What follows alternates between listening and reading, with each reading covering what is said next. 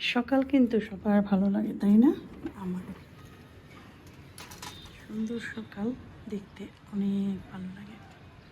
আজকের ব্লগটা শুরু করলাম। আশা করি সারা ব্লগে তোমরা আমার সাথেই থাকবে। চলো ব্লগটা স্টার্ট করে দিই। আসসালামু আলাইকুম, কেমন আছেন সবাই? আশা করছি সবাই ভালো আছেন। আলহামদুলিল্লাহ আমরাও ভালো আছি। আর একটা ব্লগ শুরু। আফিফকে একটু নাস্তা দিচ্ছি এখন।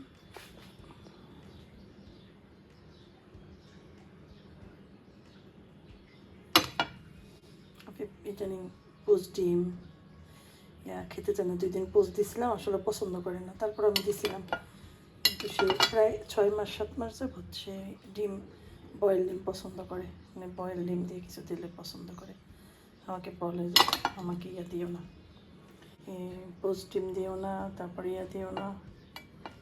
তো আমি আবার ডিমটাকে সিদ্ধ করছি, একটু চা খাইছি, একটু পরে খাবো হয়েছে। আমার গলা খুব ব্যথা করতেছে 2 দিন যাবত। খাবো হয়েছে ওই যে বানাই রাখছিলাম না হোম রেমেডি, এই যে কাঁচি হলুদ, তারপরে আমলকি, পুদিনা, এগুলো দিয়া। আফিফকে দিলাম ডিম। আফিফ ডিম আর রুটি খাবে, এটা কিচ্ছু দেবো না, কিন্তু এটার সাথে কিচ্ছু দেবো না এক্সট্রা।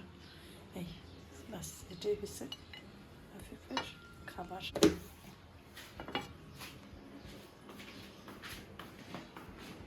এই আসো, নিয়ে যাও। Thank you. আফিফের নাস্তা, যেটা যেখানে রাখা রাখবো। চুলাটা পরিষ্কার করব, তারপর রান্না বান্না শুরু করব। কালকে রাতে লাউ নিয়ে আসছি আসিফকে দেখে আসার সময়। লাউটা আজকে টাকি মাছ দিয়ে লাউ করব। গ্রাম দিয়ে ওই যে মাছ দিয়েছিল, টাকি মাছও দিয়েছিল। আমি টাকি মাছ এমনি কিনে খাই না কখনো, কিন্তু ওইটা ভালো, মানে একদম পুকুরের মাছ। তো তো আমি জানি না, টাকি মাছ শুধু জানি ভর্তা খায়, কিন্তু আর খাওয়া যায় কিনা আমি জানতাম যে কি দিয়ে খাওয়া যায় না যায়। জানতাম শুধু যে ভর্তা খায়। পরে পরে বলে যে জিজ্ঞাসা করছি যে টাকি মাছ আর কী দিয়ে খাওয়া যায়, কে জানি বললো, আমার মনেও নেই, যে দিয়া লাউ দিয়ে খাওয়া যাবে টাকি মাছ। হ্যাঁ, আমি চিন্তা করলাম খাই তাহলে লাউ দিয়ে টাকি মাছটা খাই। আর আফিফের জন্য কি করব সেটাও একটা কথা হবে। মাছ খাইতে চায় না কদিন যাবৎ, মুরগিও খাইতে চায় না। সবজি দেখি, সবজি পারলে একটা সবজি করি, নয়তো কিছু একটা মাছ করতে হবে ওর জন্য। দেখো কি সুন্দর বাতাস। ওই ওই ওই ওই ছাদে দেখো অনেক গাছ লাগাইছে। বিল্ডিং, ওই জায়গার 4-5টা বিল্ডিং একদম কি সুন্দর কালার করছে। এই একটা, ওই সাইডে, ওই পিছনে একটা, ওই দূরে একটা, তারপরে ওইদিকে ওইখানে একটা, এরকম ওই আমাদের ওই সাইডে। ভালোই লাগে দেখতে, সুন্দরই লাগে, আমার কাছে ভালো লাগে। দেখ এখান থেকে বাতাস আসে, কিন্তু এখন খুলবো না, আপাতত ধুলা আসে। দেখা যায় মুছতে মুছতে বসার রুম আমার জান বের হয়ে যায়, অনেক মুছার দরকার হয়।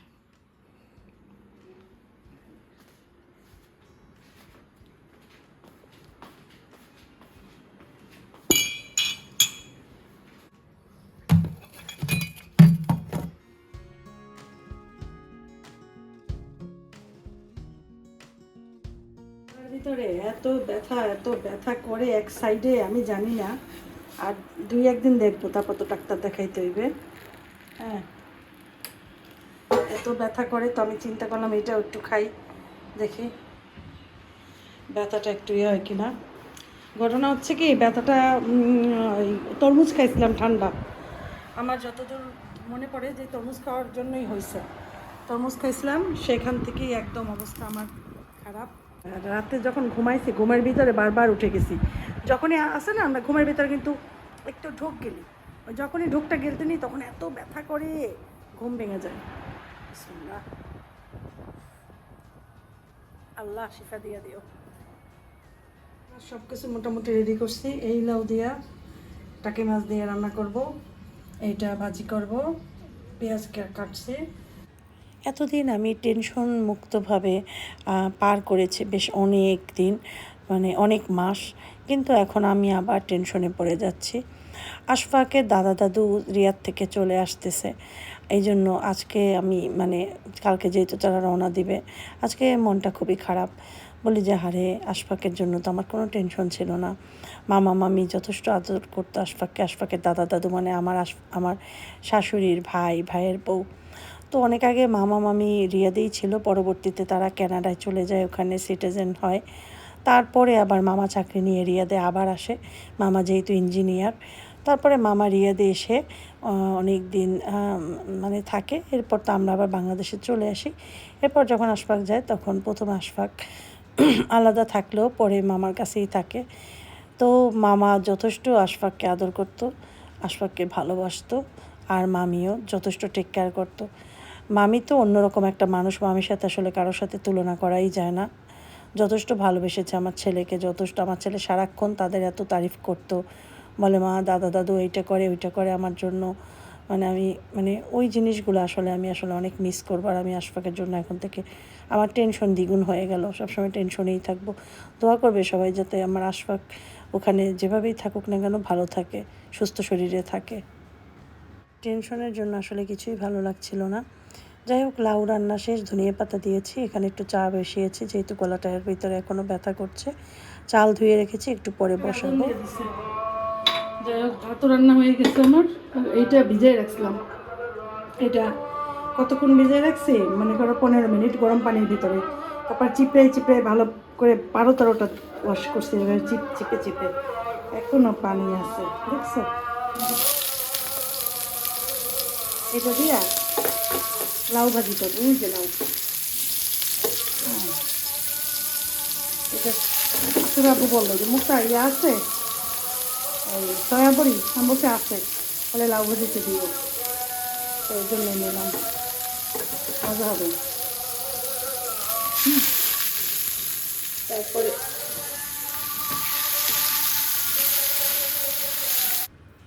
আমি যখন ইউটিউবের চ্যানেলে কোনো একটা কথা আপনাদের সাথে শেয়ার করি, কোনো জায়গায় ঘটে যাওয়া কোনো কিছুর ব্যাপারে যদি শেয়ার করি, আমি খেয়াল করেছি আমার সেই কথাগুলোর সাথে আপনারা একমত পোষণ করেন, এবং আমার কাছে এই জিনিসটা খুব ভালো লাগে। কারণ আমার তখন মনে হয় না আমি যেটা বলছি ঠিক বলছি, সেটা অন্যায় বলছি না। তো এই যে ভালোবাসাগুলো আপনাদের কাছ থেকে পেয়েছি, হয়তো আমার চ্যানেলে অনেক ভিউ নেই, কিন্তু আমার কমেন্ট বক্স যখন মানুষ চেক করে, তখন মানুষ মনে করে যে আমাকে কত মানুষ ভালোবাসে। এই ভালোবাসাটা হয়তো আমি আপনাদের কাছ থেকে আদায় করে নিয়েছি কোনো না কোনোভাবে। ওই জন্য আপনাদের সবাইকে অনেক অনেক ধন্যবাদ আমার সাথে থাকার জন্য, সব সময়ের জন্য।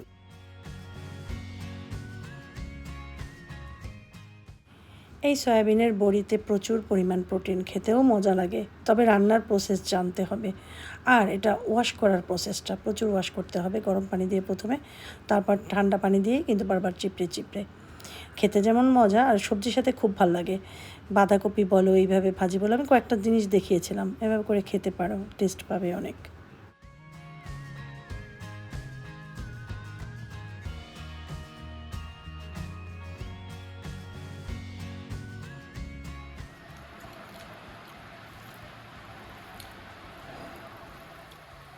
এভাবে লাউ ভাজি অনেক মজা হয়।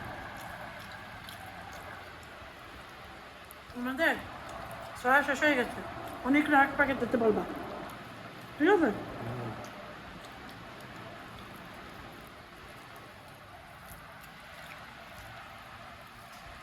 আমার খুব ভালো লাগে, এত মজা লাগে, ভিটামিন D2 বাড়ায় দেয়। এত মজা হতো লাগে, অনেক মজা। অনেকে রান্না করতেই জানে না কেমনে করে, এই জন্য খাইতে পারে না, বুঝছো? মজা লাগে না। আমি অবশ্য সবাইকে এই সিস্টেমটা আমার ভিউয়ার্সদের বলে দিচ্ছি, এই সয়া শরীরের জন্য এত ভালো, এত ভালো।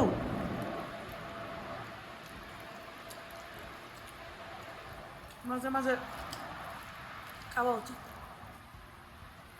আর টাকি মাছটা ভেঙে দিচ্ছি তো, সেই হয়েছে। আমাদের গাছ এখানে অনেক সুন্দর হয়েছে, সব গাছগুলো দেখো কত সুন্দর হয়েছে। অ্যালোভেরা গাছ এখানে 2টা বেড়েছে, ছোট একটা বড়। ওইটা কিন্তু অনেক ছোট ছিল, সেটা বড় হয়েছে। এইটা কত ছোট ছিল, এই আর কি অবস্থা। আর এটা ফুল ফুটছে। আর আমার বাসার থেকে এটা নিয়ে এসেছিলাম, কিন্তু আসলে আব্বু কাজটা নষ্ট হয়ে গেল। ইস, এটা পোলাও পাতা, সুন্দর পোলাও পাতা। আর আমি এখানে এইভাবে করে রাখছিলাম, আসলে বলছে কি একটু একটু লাগাইয়া দাও, কিন্তু সে লাগায় নাই। দেখি তো এই জায়গা দিলে হয় কি না। কেটে মনে হয় দেবো না, কেটে দিয়ে দিই, দেখি যদি হয়।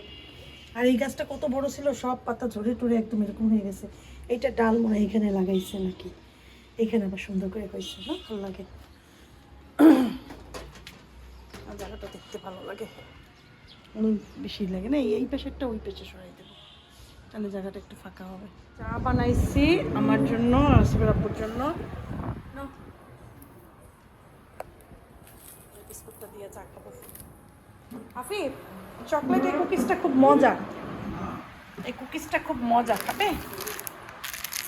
একটু খাও কুকিজ। এইটা এইটা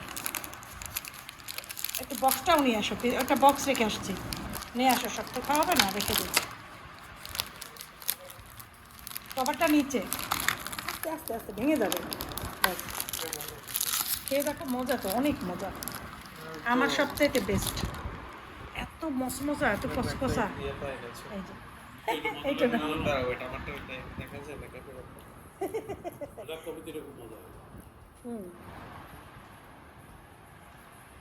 খুবই মজা।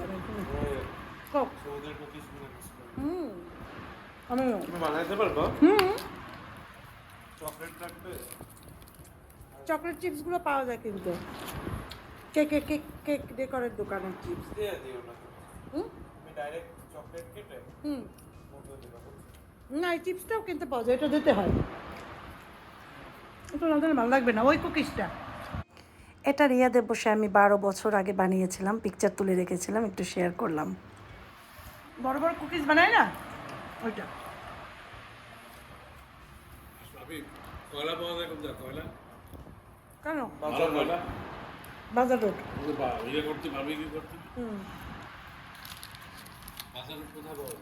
যে কোনো দোকানে।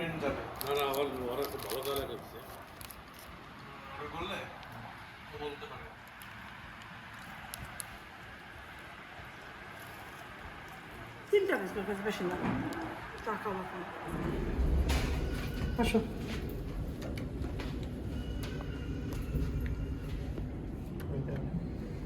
দিচ্ছি। আমি আর আফিফ এখন যাচ্ছি, আফিফের কয়েকটা ইয়া কিনবে, বই কিনবে, টেস্ট পেপার না, আর কপি বুকও কিনবে। এই আর কি, আসার সময় একটু খাবার দাবার টুকটাক নিয়ে তারপর বাসায় আসবো, ঠিক না আফিফ?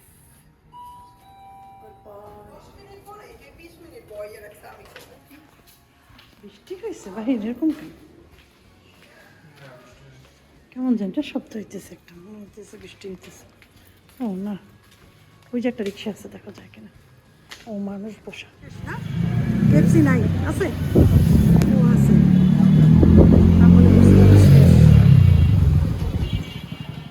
আমরা যাচ্ছি হচ্ছে গির্জা মহল্লা বইয়ের দোকানে। তো যখনই আমরা সদর রোডের কাছে আসি, সদর রোডটা আসলে আমাদের কাছে অনেক সবার ভালো লাগার একটা জায়গা। বিশেষ করে যারা বাইরের দেশে থাকেন, তারা যখন এই রাস্তাগুলো দেখেন তাদের কাছে ভালো লাগে। সেই আগের বরিশাল আর এখন বরিশাল কত তফাৎ। এই পাশে হচ্ছে একটা পুকুর, বিবির পুকুর বলে। এই বিবির পুকুরের চারপাশটা সুন্দর করে আটকানো, ভালো লাগে দেখতে। আর এখন তো এত বড় বড় মার্কেট হচ্ছে, দোকান হচ্ছে, ভালোই লাগে দেখতে। যখনই বিবির পুকুরের পাড় থেকে যাই, খুব ভালো লাগে, খুবই ভালো লাগে। আসলে যারা যে জায়গায় থাকে, যেই দেশ যাদের, মানে যেই সিটি যাদের, তাদের কাছে সেই জায়গাটাই ভালো লাগে, তাই না? আমরা যেমন ঢাকা গেলে আমাদের কাছে 5-10 দিন খুব ভালো লাগে, তারপর আর লাগে না। বরিশালে আসার জন্য পাগল হয়ে যাই। এমনই, যে যেখানে থাকে তার কাছে সেই জায়গাটা খুব বেশি ভালো লাগে। সদর রোড এমনিতে সবসময় আসা হয় না, সপ্তাহে একদিন তো আসা হয়, ভালো লাগে। আর বেশি না আসাই ভালো। যে কোনো জায়গায় যত কম তুমি যাবে, যাওয়ার ইচ্ছাটা তত থাকবে। অতিরিক্ত হাতে মানুষ না কিছু পেয়ে গেলে মানুষের আর কোনো চাহিদা থাকে না, তখন আর ভালো লাগে না। সেই জন্যই ভালো ভালো খাবার হোক, ভালো ভালো জায়গা হোক, একটু কম কম যাবে, তাহলে ওই জায়গায় যাওয়ার প্রতি একটা আগ্রহ থাকবে সব সময়। তো এই যে দেখো বলতে বলতে চলে এসেছি গির্জা মহল্লা। এইটার ভেতরেই হচ্ছে ইসলামী লাইব্রেরি যেখানে আফিফের বই খাতা সব কিছু আমি কিনি। এখানে অনেক লাইব্রেরি আছে, তো এটাতেই আমি সব সময় যাই। আজকের মতো বিদায় নিচ্ছি এখানেই। ভালো থেকো সবাই, মা আসসালামা।